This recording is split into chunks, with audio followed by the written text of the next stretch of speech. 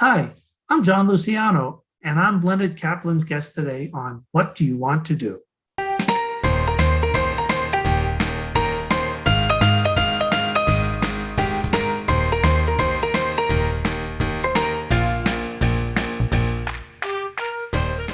Welcome to What Do You Want to Do, the show that will hopefully help you figure out what you want to do in life or reconnect you to what you love doing.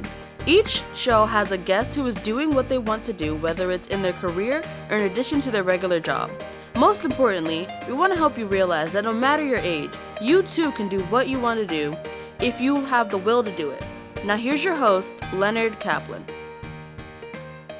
All right.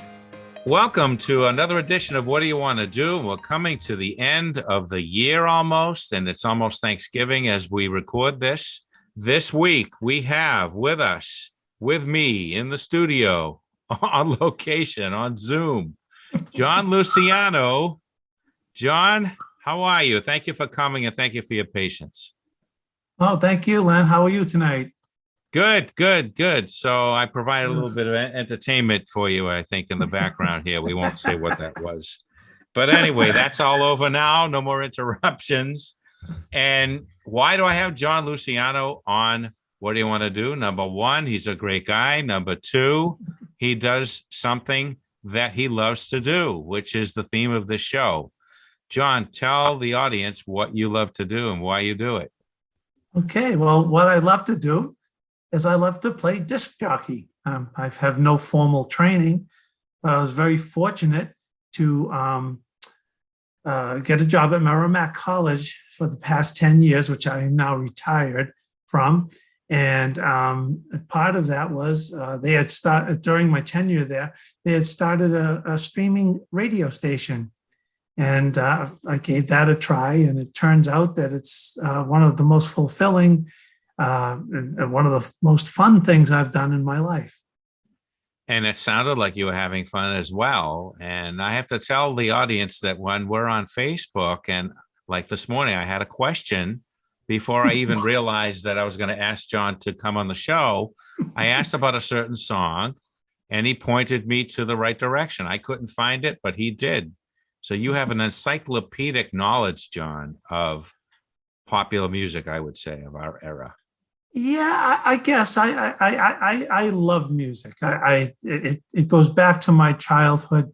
My in my house, music seemed to always be on. My mother had the radio going all day long. My dad was a musician. He was a drummer, and it was a big band, swing music, and a Sinatra file, I should say. And as a result, growing up, being exposed to that type of music, I developed an affinity for it. In fact, probably the fondest memory I have is, at night, going to bed, my dad would always put music on, in his room. And this is what we went to sleep with. We went to sleep to Glenn Miller and Tommy Dorsey and Frank Sinatra and the like. And to this day, I still play those tunes around the house myself. My sons, grown sons, also enjoy that type of music as well. So what that led me to is a lifelong appreciation for music, pop music especially. And I get that chance to play that type of music on my show. That's fantastic, John. I love that. I love how it got passed from your father to yourself and to your son. Now, did your father do music for a living or like you on the side? Oh, no, that was something he grew up with, playing in bands and things of that nature. He was like I said, a drummer, and he idolized Gene Krupa. And I loved going into his old 78s. They were gigantic cases. When we were younger, Len, we probably had 45s in a similar type case. Mm-hmm. And he had one where when I opened it up, inside the top cover on the inside was a picture of Gene Krupa, big 8x10 black and white photo. In fact, my cousin told me at my mother's wake that many years ago that if it were up to my father, my name would have been Gene. Oh, that's funny. Wow. Yeah, so it was really, it's kind of interesting, but but I mean, I'm speaking a lot of to his music, and like I said, that's just a basis or maybe a foundation of where I started to get exposed to music itself, and but I do remember a great a story, which I think bears out the eclectic interest that I have in my in collection. But I have on the back, you can see some records posted on the wall. One of those records I have when it was the very first 45 that I bought, and I didn't really buy it. My dad bought it for me. Is we were in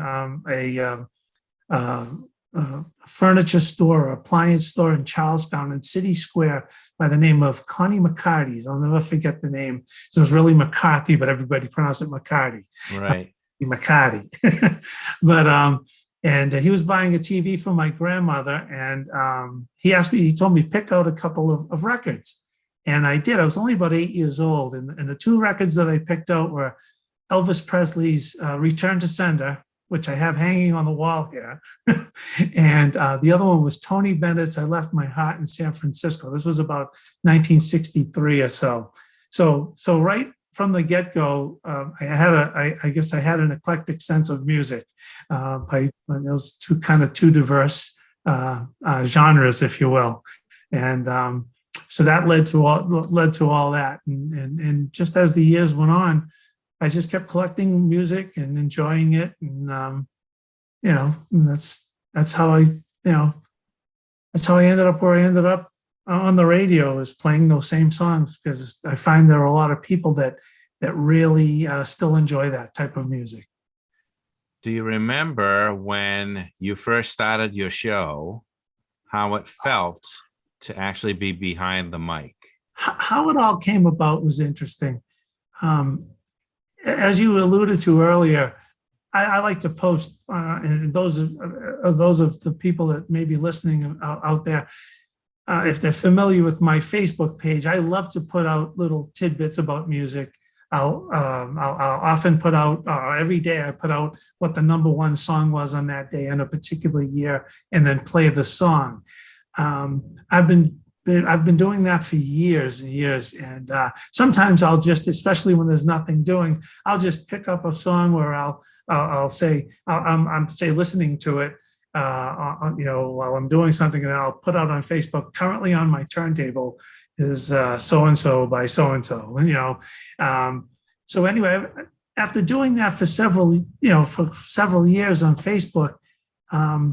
As I had mentioned earlier, Merrimack had started about, maybe, I think it was back in 2016. They started a streaming radio station.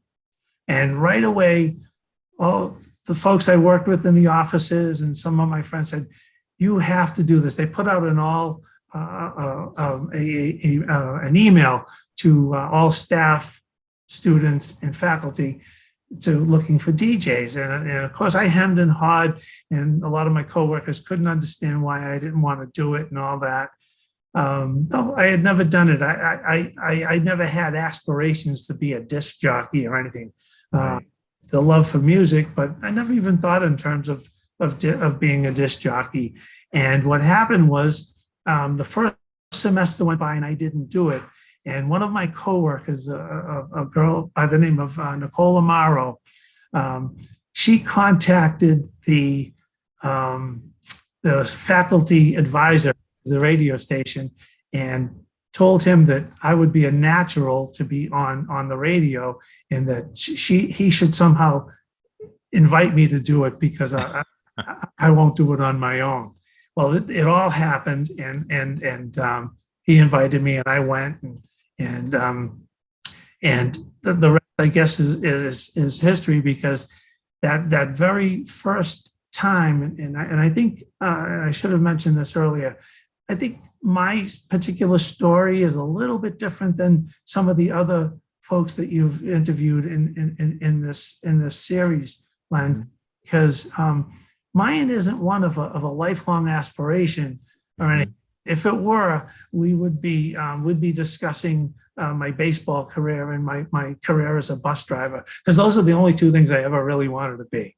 Okay, but so what happened was, so as a result, between the people telling me I should be doing this, and that I'd be a natural, and they said other things too, like you have a face for radio. I heard that one quite often. So I took them up on it the second semester that it was there, and that very first day that I did that, my show aired on Wednesday afternoons from 1 to 2. I did it during my lunch hour at the school. So I'd work, go over to the studio, do my show, then I would come back to work for the rest of the day. And that very first show, I was so nervous. I didn't know what to expect. I didn't know if I could speak enough, or if I spoke too much, or what I was explaining to people was interesting. I was very, very keyed up. But once I got on there and I played a few songs and got into it, I said, boy, this is really spectacular. What a feeling. And I know you're familiar with the phrase, leaving your comfort zone. Yes. This was definitely a leap of faith out of my comfort zone. And literally, when I left that studio, got a few emails, a few texts from people saying how great it was. I literally don't remember touching the ground from the studio to my office.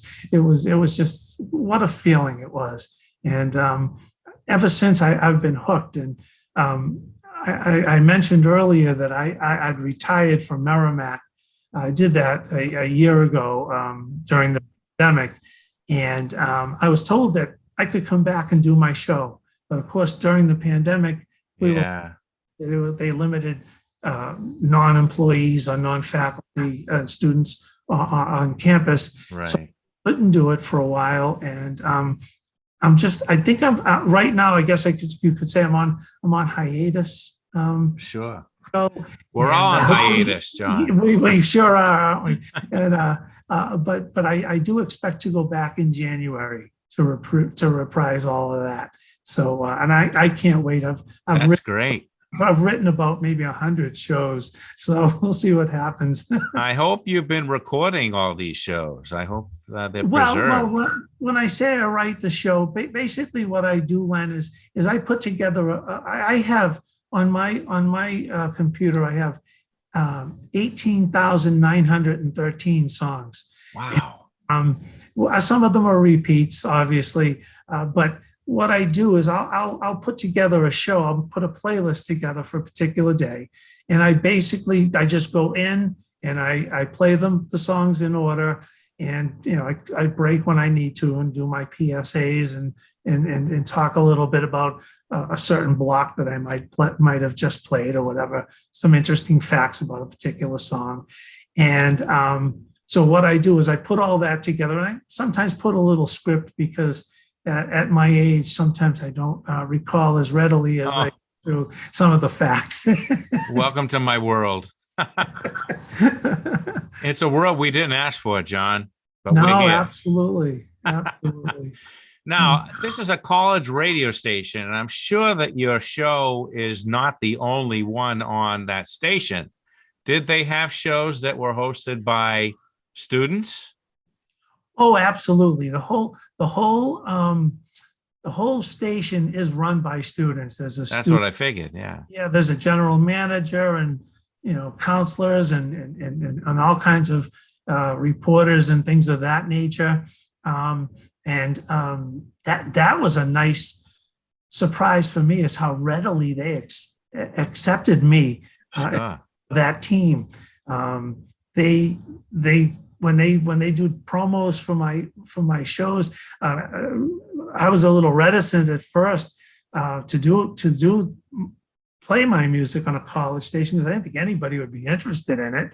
And they oftentimes refer to my stuff. He plays the good stuff, and I was like, wow. this is cool. I mean, my mix that I never really explained it, but the name of my show is Vinyl Destination with John Luciano. And I came up with the name Vinyl Destination is because my wife and I, we well, like every other American, I guess, we binge watch shows, and we binge watched a series of movies called Final Destination, and it's about all these bad things that are destined to happen to people, and they have no control over them, and it ultimately results in their deaths. So I thought, gee, Vinyl Destination would be a great name, because I often intro my show as saying that I'm playing the songs that we all first heard on vinyl records. So technically my show is the destination of all those old vinyl records. And what I play are the classic hits, the hits of the 50s, 60s, 70s, and 80s, which basically is that vinyl window that we had. Sure. And the thing about that, I guess I weigh heavily on the 60s and 70s, and with I would call a flavoring of the 50s and 80s. But it all works out pretty well. And like I said, the kids accepted that, and they enjoy it, and even some of the kids that have graduated still are in contact. Tell me they still listen when I was on the air, which was pretty gratifying, to say the least. That's fantastic. Yeah. Now you must have a sampling of what they are doing with their music. What is your impression, or what was your impression of the stuff of today, of the stuff that kids today are listening to? Well, the radio station itself was a huge mix. We had a lot of heavy metal shows. We have show tunes, old and new show tunes, where some of the students play those. And the music of today, I'm not really much of an aficionado on today's music, only because I think we alluded to our recall not being as good as it used to be. I honestly think my hard drive up there is a little full. So I really don't have a lot of room for today's music. So I can't really comment on it, but there are a few songs that I like to listen to the kids' shows a lot. And in retirement, I do turn on the station quite a bit. And I do find that a lot of the stuff is good. I'm not that well versed in rap or hip hop music, but a lot of the mainstream stuff I like it, and also with my wife influencing me, I've become quite a country fan. She takes me we see Kenny Chesney every year when he comes to Gillette Stadium, and they put on a great show. Wow, that's great. Yeah. Well, you alluded also to your baseball hobby.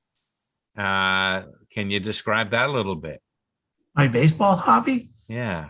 Or career? What? I know they call you Johnny Baseball. They call me Johnny Baseball because when we were younger, I always went everywhere throughout the streets of Revere on my bicycle. And on my bicycle, I had affixed to the handlebar a baseball bat and my baseball glove.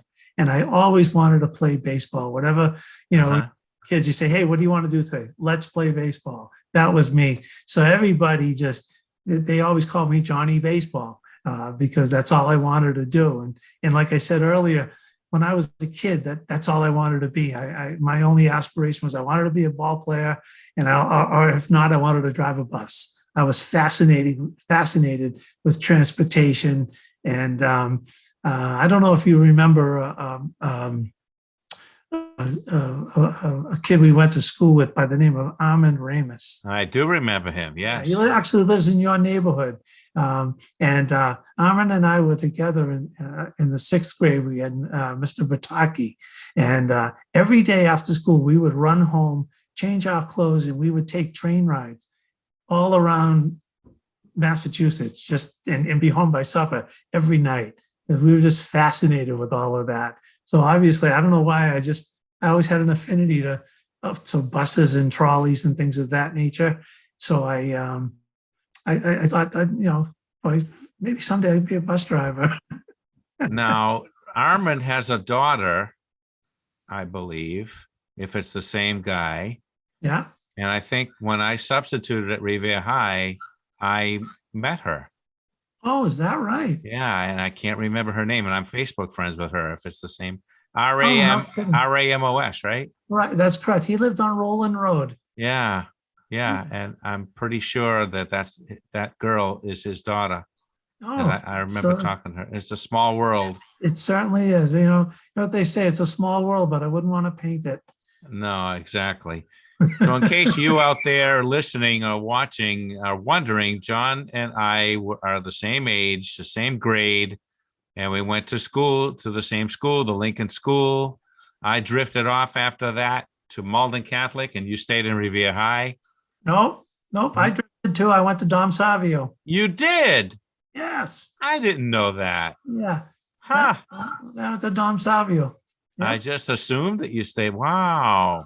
Huh. So Yeah. you stayed better.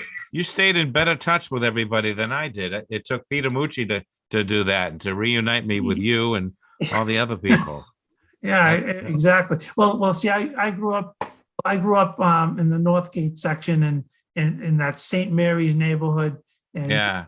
and it had a ball field down there, so I was there, and so that's how I knew all of those folks, and Right. led to our all getting together, and which is great, by the way. I love that. Another interesting thing, I interned at a radio station. I interned at KISS 108. Oh, And I did that in the daytime. And at night, I interned at the KBLE TV station in Revere. And I did newscasts there and all that. I don't know if you ever saw me, but not too many people watch that. Yeah. But it's funny. I prepared myself for a career possibly in radio, but you actually did it without preparing, and you're doing a great job. You did a great job while you were on the air. Yeah, it's a lot of fun. It really is. The energy and the passion that I feed off all the students, and I have a little bit of a following. I mean, it's we're not going to break ratings here, but I had a lot of feedback, and see the thing too with it, you going back to naming my show. I tossed around a lot of names, and I can tell you a funny story about Final Destination, but I tossed around a lot of names because I like pop music, because pop music it seems to be on all the time. It's always in the background. And people can draw from experiences while such and such a song was playing, or this happened when I heard this song, and all this kind of stuff. And so I like bringing back those type of memories and thoughts. And so one of the names I thought I would call the show was the soundtrack of your life. Oh yeah. A little bit too Time Life sounding, I guess. So I said, nah, maybe not that. And then I thought, tripping down memory lane. Well, since I played most of my songs from the 60s, tripping connotes a whole other thing, and I don't want to be involved with that. But I stuck with Vinyl Destination because I really love it. I think it's great. But then in my research, I did find that several internet stations, podcasts, and the like utilize that name. Really? His music, and I said, well, gee, I said, oh, I hope this doesn't cause a problem. I'm maybe getting ahead of myself, thinking that I'm going to have people notice me using that name. But the funny part about this whole story is that my wife and I go to we live in the Merrimack Valley, and in Lowell, they rehabbed a lot of the old mills and converted them into yes, and things of the like. And one of them has a nice little movie theater called Luna Theater, the Luna Theater. And it's in Lowell. And it seats about maybe 80 people very comfortably. And it plays a lot of classic movies and things of that nature. So like, for example, my favorite movie of all time is Casablanca. And they Great play movie. every Valentine's Day, and we go all the time. Well, one time we had gone and we're walking out and we're walking down the aisle past all the specialty shops and whatnot, and secondhand shops and things of that nature. And right on the corner is a used record store. And you know what the name of the used record store is? Final Destination. Oh, that's funny. So I went in and bought a T-shirt. And but I told my wife, I said, well, we'll just keep going with this until I get a cease and desist order. I said, and I hope to get one, because that would mean somebody's listening to me. So Well, you can also trademark it or copyright it too, and then you can sue somebody else. Yeah, there you go. I'll have to look into that. That's the way to do it. Awesome. Now, you mentioned one more thing. You said baseball and radio, and what was the third thing? Oh, be a bus driver. Be a bus driver. Oh yeah, I was fascinated with that. You remind me of a more current student who's obsessed with trains. So I am too. Really? Yep. So I'm going to have to show you. I'm going to send you a link. I did a documentary with a late friend of mine. He was a teacher at Swampscott High back in the day, and it's called A History of Public Transportation. And we went to the Seashore Trolley Museum. Oh. And we got, all these little tours by the different people who run it. And it was quite interesting. We had a lot of fun shooting that. It took me a long time to edit it, but I have it. It's on YouTube. Oh. I'll share it with you, John. Oh, I would love that. I actually belong, and I hope we're not going too far off the track. Hey, it's my show. It's my track. That's right. Hey, you got the job. I've got no bosses. That's why I love podcasting. I can drift. Yeah, but I actually belong to a historical society called the Boston Street Railway Association. It's been in existence since 1959, and it's an historical society. We meet once a month, and now these days by Zoom, obviously. And at the end of our club meeting, we always have a presentation of somebody either showing pictures, slides, or just giving a lecture on transportation, and it's fascinating. And I've been a member of that for many, many, many years. That was part one of my interview with John Luciano. There's plenty more to go, so we'll be back next time, and you'll hear it all.